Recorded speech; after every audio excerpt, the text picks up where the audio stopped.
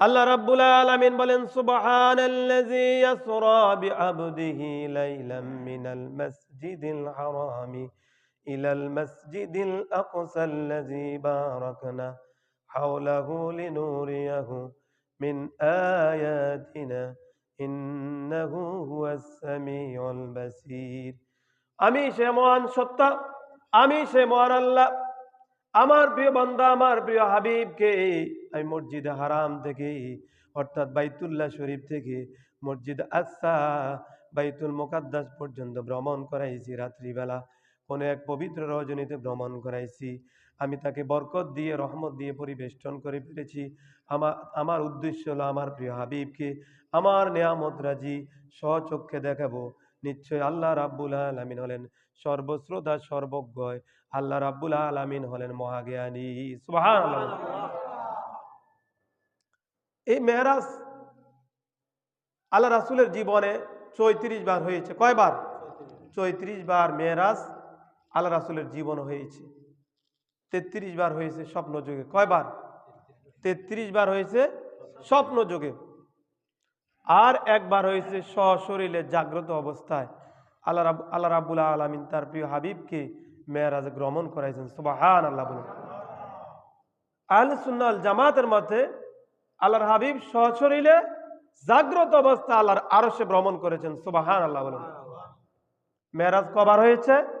সর্বমোট ৩৬ বার। ৩৩ বার আল্লাহ রাসূলের জীবনে স্বপ্ন যুগে মেরাজ করেছেন, আর একবার সশরীরে জাগ্রত অবস্থায় মেরাজে গিয়েছেন। সুবহানাল্লাহ বলুন। এই মেরাজে নেওয়ার কয়েকটা কারণ রয়েছে। আল্লাহর হাবিব সাল্লাল্লাহু আলাইহি সাল্লাম যখন তার মাকে হারাইছেন ছোটবেলা, বাবাকে হারাইছেন, দাদাকে হারাইছেন, সর্বশেষ নবুয়তের ১০ বছরে তার প্রিয় চাচা আবু তালেবকে হারাইছেন, তার প্রিয় সহধর্মিনী মা খাদিজাতুল কুবরাকে হারাইছেন ওই বছরটায়। আল্লাহ রাসূল সাল্লাল্লাহু আলাইহি সাল্লাম বরাক্রান্ত হৃদয়, মনে বড় ব্যথা। আল্লাহ রাসূল সাল্লাল্লাহু আলাইহি সাল্লাম গিয়েছেন তায়েফে। তায়েফের লোকেরা আল্লাহ রাসূলকে চিনতে পারে নাই, আল্লাহ রাসূলের মর্যাদা বুঝে নাই। তায়েফের লোকেরা, তায়েফবাসীরা আল্লাহর হাবিবকে পাথর মেরে রক্তাক্ত করে দিয়েছে, নির্যাতন করেছে, আঘাত করেছে। আল্লাহর হাবিব সাল্লাল্লাহু আলাইহি সাল্লাম তায়েফ থেকে ফিরে এসে মক্কায় তার প্রিয় চাচাতো বোন উম্মে হানির ঘরে হযরত আব্বাস এবং হযরত আবু জাফর সহ তার ঘরে শায়িত রয়েছেন। রাত্রিবেলা একই ঘরে তিনজন একসাথে শায়িত রয়েছেন, আবু জাফর একসাথে এবং হযরত আব্বাস এবং আল্লাহ রাসূল মাঝখানে শুয়েছেন। তখন আল্লাহ রাব্বুল আলামিন জিব্রাইলকে আদেশ করলেন যে, জিব্রাইল, আমার বন্ধু অনেক মনে ব্যথা নিয়ে, কষ্ট নিয়ে আমার বন্ধু ঘুমিয়ে আছে। আমার বন্ধুর কেউ নাই দুনিয়াতে, আমি ছাড়া আর তার কেউ নাই। আমরা বলি যে যার কেউ নাই তার কে আছে? আল্লাহ আছে। আমাদের প্রিয় হাবিব, আমাদের প্রিয় নবী এতিম হয়ে গেলেন। তায়েফবাসীরা নির্যাতন করলো, মনে কষ্ট নিয়ে প্রিয় চাচাতো বোন উম্মে হানির ঘরে শায়িত রয়েছেন। আল্লাহ তার মনের কষ্ট বুঝেন, মনের ব্যথা বেদনা বুঝেন। তখন জিব্রাইলকে নির্দেশ করলেন, আমার আদেশ নিয়ে যাও, আমার ফরমান নিয়ে যাও, মিকাইলকে সাথে করে নিয়ে যাও, আমার দাওয়াত নামাটা আমার হাবিবের কাছে নিয়ে পৌঁছাইয়া দাও। তখন উম্মে হানির ঘরে জিব্রাইলের ৬০০টা ডানা নিয়ে উপস্থিত হলেন এবং ওই দেওয়াল ছিদ্র করে, ফাটল করে জিব্রাইলের ডানা দিয়ে উম্মে হানির ঘরে প্রবেশ করে আল্লাহ রাসূলকে জাগাইলেন। আল্লাহ রাসূল সাল্লাল্লাহু আলাইহি সাল্লাম আধা ঘুম আধা জাগ্রত, আধা ঘুম বাইনা নাউমে ইয়াকজা, অর্থাৎ আধা ঘুম আধা জাগ্রত। আল্লাহ রাসূল যখন ঘুমাইতেন, চক্ষু ঘুমালেও হৃদয়টা, কলবটা জিন্দা থাকতো। সুবহানাল্লাহ বলুন। তখন আল্লাহ রাসূলকে বললেন, ইয়া রাসূলুল্লাহ, ইয়া হাবিব আল্লাহ, আল্লাহ আপনাকে দাওয়াত নামা পাঠাইছেন, আল্লাহ রাব্বুল আলামিন আপনাকে আরশে দাওয়াত করেছেন। সুবহানাল্লাহ বলুন। আল্লাহর হাবিব সাল্লাল্লাহু আলাইহি সাল্লামকে যখন এই দাওয়াত নামা দিল, আল্লাহ রাসূল সাল্লাল্লাহু আলাইহি সাল্লাম বলেন, আমাকে এমন একজন দাওয়াত করেছে, তার দাওয়াত কখনো অগ্রাহ্য করা যায় না, ডিনাই করা যাবে না। আল্লাহর দাওয়াত অবশ্যই কবুল করতে হবে। আল্লাহর দাওয়াত অ্যাকসেপ্ট করলেন, কবুল করলেন। আল্লাহ রাব্বুল আলামিন দাওয়াতে যাওয়ার জন্য, মেহমান হওয়ার জন্য আল্লাহ রাসূল সাল্লাল্লাহু আলাইহি সাল্লাম প্রস্তুতি গ্রহণ করলেন। জিবরাইল আমিন বললেন, ইয়া রাসূলুল্লাহ, ইয়া হাবিবাল্লাহ, আপনি যে আল্লাহর আরশে যাবেন, আপনার কিছু প্রস্তুতি আছে, আপনাকে সিনাসাক করতে হবে। আপনাকে কি করতে হবে? সিনাটা সাক করতে হবে, আপনাকে আপনাকে জ্ঞান এবং প্রজ্ঞা দিয়ে আল্লাহর আরশে নিয়ে যেতে হবে। তখন আল্লাহ রাসূল সাল্লাল্লাহু আলাইহি সাল্লামকে জিবরাইল আমিন জান্নাত থেকে একটা মেডিকেল টিম নিয়ে আসলেন, ফেরেশতাদেরকে নিয়ে আসলেন, জান্নাত থেকে পুত পবিত্র সাদা কাপড় নিয়ে আসলেন।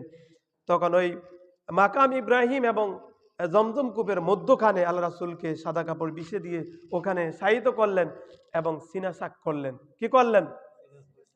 শাক্কাল সদরি ও আখরাজাল কলবি। আল্লাহ রাসূলের সিনাটা শাক করলেন, এটা গলা গলা থেকে নাভি পর্যন্ত এটাকে কেটে ফেললেন। ওটা কেটে ফেললেন। জীবনে আল্লাহ রাসূলের সিনা শাক হয়েছে 4 বার। কয়বার?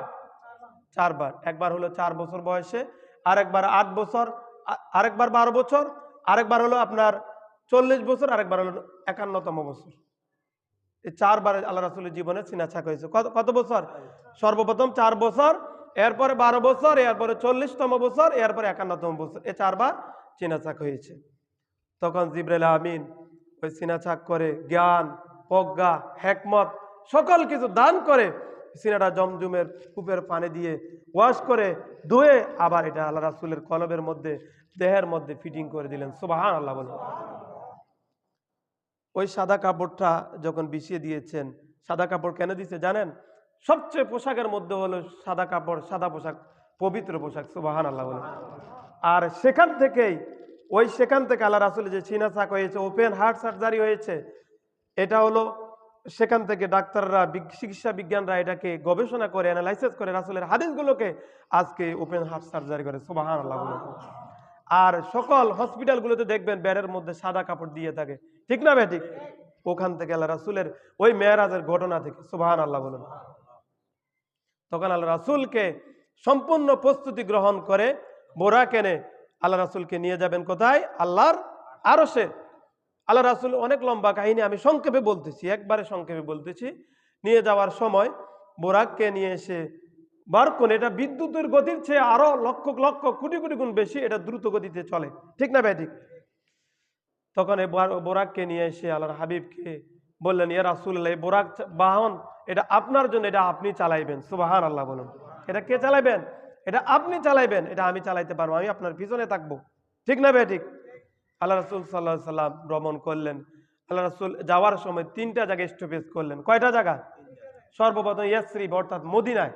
মদিনার পূর্ব নাম হলো ইয়াসরিব। সর্বপ্রথম কোথায়? ইয়াসরিবে। দ্বিতীয়ত বিত্তেলাহাম অর্থাৎ ঈসা নবীর জন্মস্থান। বিত্তেলাহাম এটার নাম হলো কি? ঈসা নবীর জন্মস্থান। ওই জায়গায় গিয়ে আল্লাহ রাসূল 2 রাকাত নফল নামাজ আদায় করলেন। কি করলেন? নফল নামাজ আদায় করলেন। সেজন্য আল্লাহ রাসূল যখন ভ্রমণে গেছেন 2 রাকাত নফল নামাজ আদায় করলেন। আজকেও আমরা যারা কোথাও ভ্রমণের সময় কোনো বিশেষ কাজে আমরা 2 রাকাত নফল নামাজ আদায় করি, ঠিক না ভাই? ঠিক। 2 রাকাত নফল নামাজ আদায় করি না? সেখান থেকে 2 রাকাত নফল নামাজ এসেছে। বিশেষ কোনো কাজে আপনি পরীক্ষা দিতে যাচ্ছেন, আপনি বিবাহ শাদী করতে যাচ্ছেন, 2 রাকাত নফল নামাজ পড়ে যাবেন, আপনার এটা কল্যাণকর হবে, বরকত হবে, ঠিক না ভাই? ঠিক। আল্লাহ রাসূল সাল্লাল্লাহু আলাইহি সাল্লাম তখন ঈসা নবীর জন্মের জায়গায় ওই 2 রাকাত নফল নামাজ আদায় করে চলে গেলেন বাইতুল মাকদাসে। সুবহানাল্লাহ বলুন। বাইতুল মাকদাসে গিয়ে লক্ষ লক্ষ পয়গাম্বরদের সাথে তিনি একত্রিত হলেন, তাদের সাথে সাক্ষাৎ করলেন, কথাবার্তা বললেন এবং তাদের ইমামতি করলেন। সুবহানাল্লাহ। তাদের সাথে ইমামতি করে আল্লাহ রাসূল চলে গেলেন একবারে প্রথম আসমানে, সবকিছু অতিক্রম করে, চন্দ্র, সূর্য, গ্রহ, নক্ষত্র, গ্যালাক্সি যা কিছু রয়েছে সবকিছু অতিক্রম করে চলে গেলেন প্রথম আসমানে। প্রথম আসমানে সাক্ষাৎ হলো হযরত আদম আলাইহিস সালামের সাথে। কার সাথে? হযরত আদম আলাইহিস সালামের সাথে সাক্ষাৎ হলো। দ্বিতীয় আসমান হযরত ইয়াহিয়া এবং হযরত ঈসা আলাইহিস সালাম, মামা এবং ভাগিনার সাথে সাক্ষাৎ হয়ে গেল, ঠিক না বেঠিক? তৃতীয় আসমানে হযরত ইউসুফ আলাইহিস সালামের সাথে সাক্ষাৎ করলেন।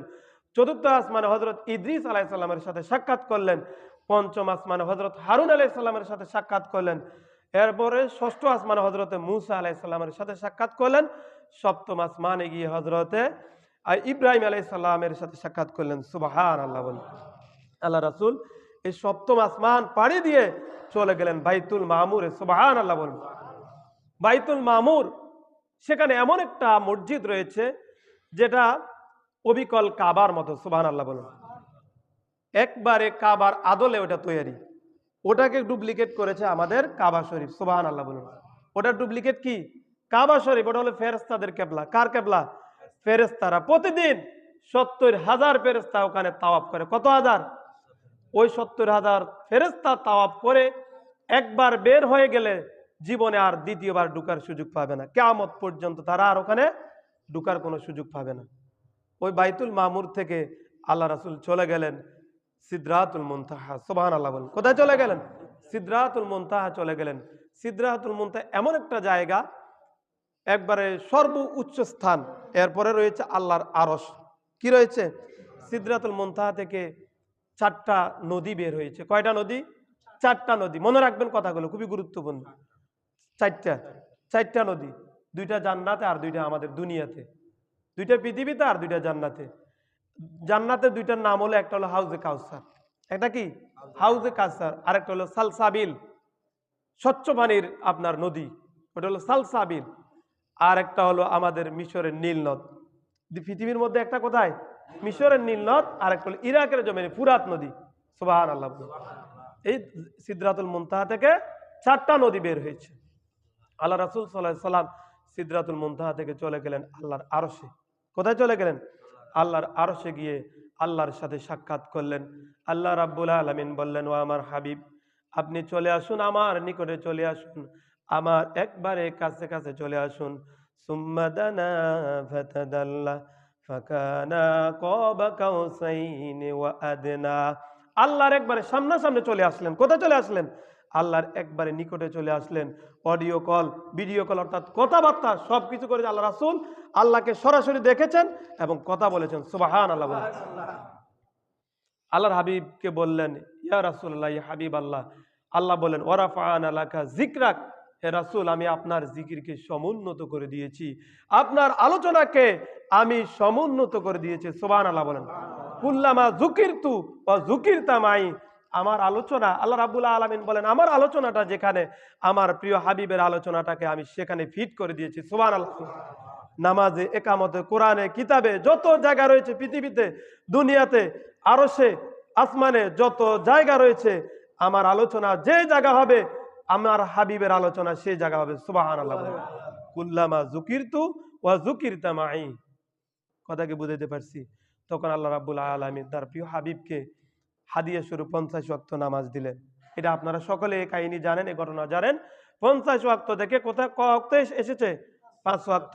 এই 5 ওয়াক্ত নামাজ আমাদের উপরে আজকে ফরজ করা হয়েছে। ঠিক না ভাই? ঠিক। 5 ওয়াক্ত নামাজ আমাদের উপরে ফরজ করা হয়েছে। সময় সংক্ষিপ্ত, আমি আরেকটা কথা বলে শেষ করব। আল্লাহর হাবিবের সাথে, আল্লাহর সাথে যে একটা গুরুত্বপূর্ণ একটা কথা হয়েছে, আল্লাহর হাবিব সাল্লাল্লাহু আলাইহি ওয়াসাল্লাম আল্লাহকে বললেন, আত্তাহিয়াতু লিল্লাহি, আল্লাহ আমার সমস্ত মৌখিক ইবাদত আপনার জন্য। কার জন্য? আসসালাওয়াতু, আমার সমস্ত শারীরিক ইবাদত আপনার জন্য। অত্তাইয়্যিবাতু, আমার সমস্ত আর্থিক ইবাদত আপনার জন্য। সুবহানাল্লাহ। কয়টা কথা বললেন? আত্তাহিয়াতু লিল্লাহি ওয়াসসালাওয়াতু ওয়াত্তাইয়্যিবাত। আল্লাহর হাবিব সাল্লাল্লাহু আলাইহি সাল্লাম বললেন, ও আমার আল্লাহ, আমার সমস্ত ইবাদত, আমার সমস্ত মৌখিক ইবাদত, আমার সমস্ত শারীরিক ইবাদত, আমার সমস্ত আর্থিক ইবাদত আপনার জন্য। আল্লাহ রাব্বুল আলামিন বললেন, আসসালামু আলাইকা আইয়ুহান নবী ওয়া রাহমাতুল্লাহি ওয়া বারাকাতুহু।